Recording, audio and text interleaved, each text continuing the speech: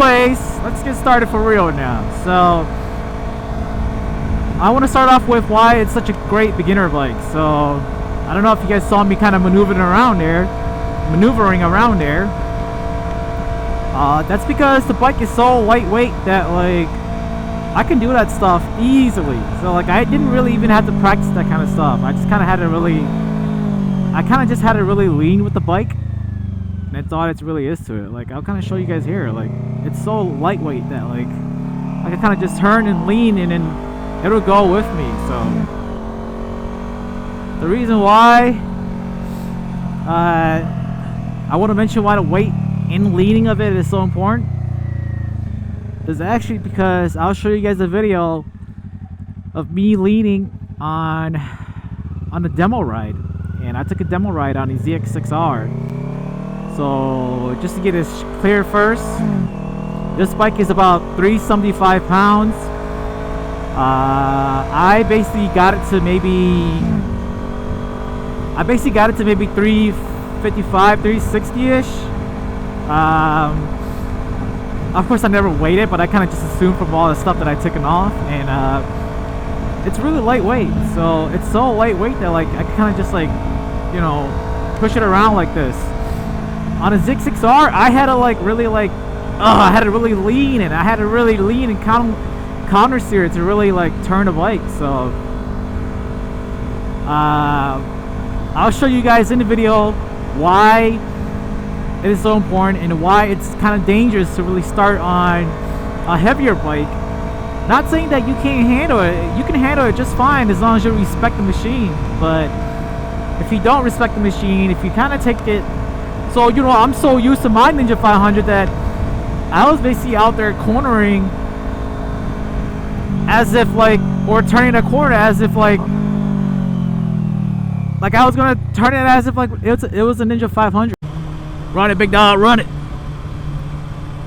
Oh, I went hella wide. Oh, going out wide, boys. Bro, this bike, yes, I can see why they say that you got a hard lean. This is it. It's funny because like this bike on Ninja 500, I feel like it wants to lean. This bike, I don't know if it wants to lean or not. So that is why I do feel like the weight is a big factor in how you choose your first bike, and which is why I feel like the Ninja 500 is such a perfect little beginner bike for new riders. So it's such a lightweight bike that you don't really have to worry about like maneuvering around in slow, especially in like slow speed too. Slow speed is where it actually really matters as a beginner bike, as a beginner rider actually. That's where it really does matter, the slow speed maneuvering. So once you get up to speed like this, anybody can really ride a motorcycle once you get up to speed like this. So the reason why the weight, it's great for experienced riders who are getting back into motorcycling, is basically because it gets you back into the groove again. You know, I'm sure you've done it before. I'm sure you're used to it, especially on a sport bike too. For experienced riders who are getting back into it, this seating position is not aggressive at all. Like this seating position is really kind of set up, you know. But for the most part, you're sitting upright. Like you're so upright. I'm telling you, you're so upright. You're so upright that like you're almost kind of feel like you're kind of sitting in a cruiser or something. And what's nice about this too is that like, so cruisers like a Harley, right? Your legs are like all the way up here, you know? I don't know if you guys can see it, but like your legs are like all the way up here. As for this, your legs are in a perfect little spot where all you gotta do is like you lift up your leg, bam, it's right there. So that's kind of why I feel like it's such a great bike for experienced riders who are getting back into motorcycling, and it's the same reason why it's so good for beginner riders. Moving on to the speed of the bike, why it's so great for all-around use. If you watch my videos, you know what I'm talking about. You can get this guy up to pretty damn good. Stock wise, you can get up this bike up to like 110, 118, 120 if you're going on a downhill. But if you really want to push this bike, you can upgrade these. You can upgrade the specs for it. You can do full exhaust, tune it, blah blah blah, whatever you want to do. Just kind of watch my other videos if you want to see for yourself. Or if you want to just straight up cruise like this, that's fine too. You know, no crazy torque or nothing. You know, throttle plate's really easy to mess around with. You know, nothing crazy like that. Not too scary. If you accidentally full throttle, like I'm not full throttling, but like if I was to accidentally like hit my throttle too hard, like it's not bad. You know. And for new riders, that's great. You know, for new riders, you don't really have to worry about the bike kind of taking off on you or popping a wheelie. It won't pop a wheelie like that unless you dump the clutch. So, yeah, for new riders, the bike is really forgiving. And if you do want to like learn into it, you can. Like you won't outgrow the speed of the bike that fast. You might if you're an adrenaline junkie, but if you're not an adrenaline junkie, like you'll be fine with it. Like it's like I said, you see what I do on this bike, it has more than enough speed. So especially as a beginner rider like me, first year rider, of course I can always use a faster bike, right? Anybody can go straight and be like, man, I want a faster bike, right? But I'm still trying to master cornering at like higher speeds and all that stuff. And this bike is really forgiving for all those stuff. It teaches you a lot of stuff that you might not learn if you jump into a bigger, heavier bike. So for an experienced rider, it's just kind of like a nice little friendly ripper. You know, you can kind of rip. I've seen videos of people with the Ninja 500s up in the canyons just kind of ripping at like 80, 90 miles per hour. And this bike can do all that stuff. So it's really nimble, really agile. It's just got it all, man. It just has it all. So another reason why this is such a great bike for an all-around use is you can kind of just run errands with this bike. You can daily it. You can commute to work. So when I hopped on the ZX6R, let me tell you, that bike, I was like really leaned forward. Like I can tell that like I probably can't daily it. Like I probably could, but my back might hurt a little bit. So, but with the Ninja 500 like this, if you ever sat on a Ninja 400, it's basically the same. I would kind of almost even say it's the same. Like it's just such a comfortable bike to really be on. Like it can do everything, man. What, you want 120 miles per hour? Fine. You want to cruise at 75 miles per hour on the freeway? Fine. You want to chill on 35 miles per hour roads like this? Not have to worry about counter steering. Not have to worry about, you know, no crazy shit, crazy stuff. Sorry, excuse my language. That's fine. I ride this bike to work every day, and let me tell you, man, I have no issues. Absolutely no issues, man. We'll talk about the seat height of this bike. The seat height is only 30.9 inches. So I'm not sure if a lot of you guys can tell by like my view, but I'm a really short guy. I'm about 5'2". I don't even know if that's with shoes on or not, but I got a 27-inch inseam, so that's really short. So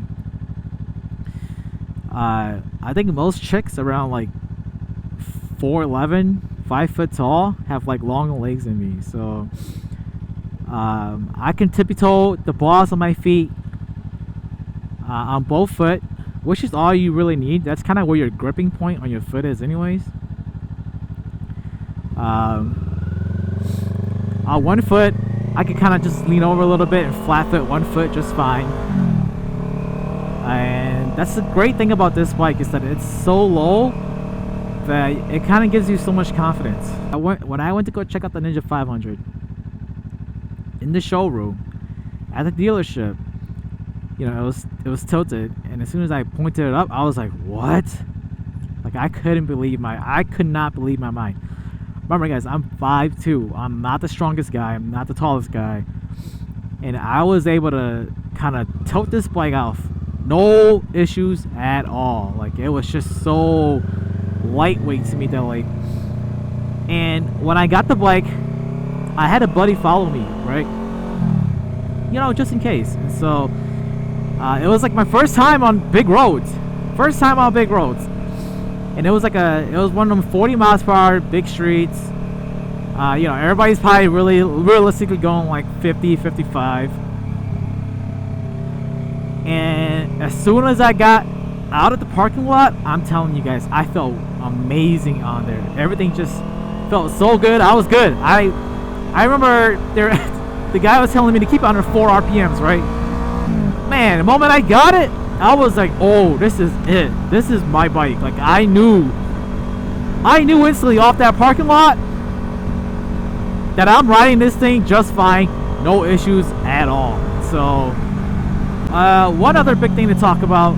Damn, I was going to turn there. One other big thing to talk about is the price point of this bike. So, the reason why I am such a big advocate for the Ninja 500 as the beginner bike, if you're starting brand new. So if you're not starting brand new, you could buy like a used Ninja 400 for the basically same things that I'm talking about here.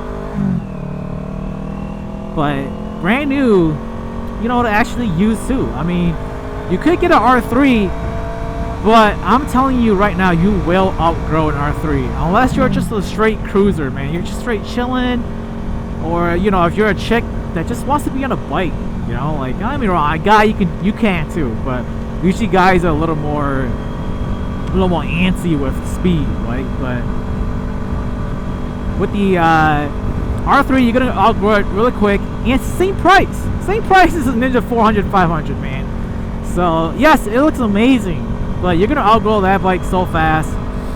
And the Aprilia 457. Yes, it has all the best technology.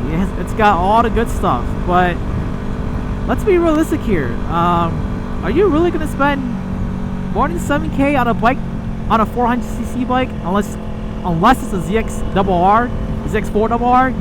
You're probably not. So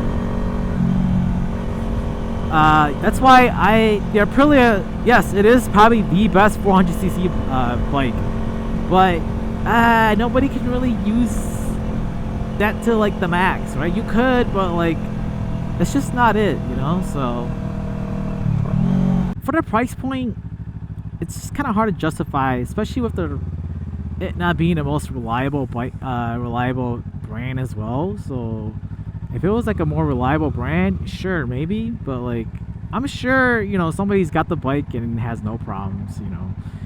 But I don't know about you guys, but I have like no Aprilia dealerships around me, so that's like out of the question for me. So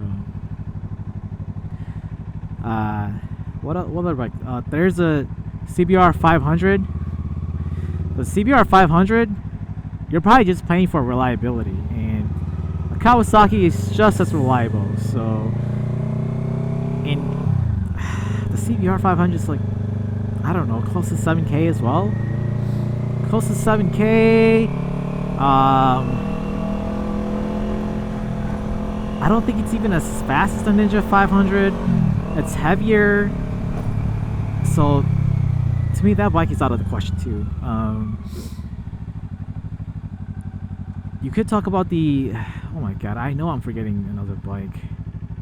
Maybe it's the KTM 390. I don't know jack about the KTM 390, so I won't even say anything about that. So yes, that's just kind of why I feel like the Ninja 500 is your best go for the beginner bike. So hopefully that was good enough talking. And like and subscribe if you guys want to see more. You know, otherwise it is what it is. So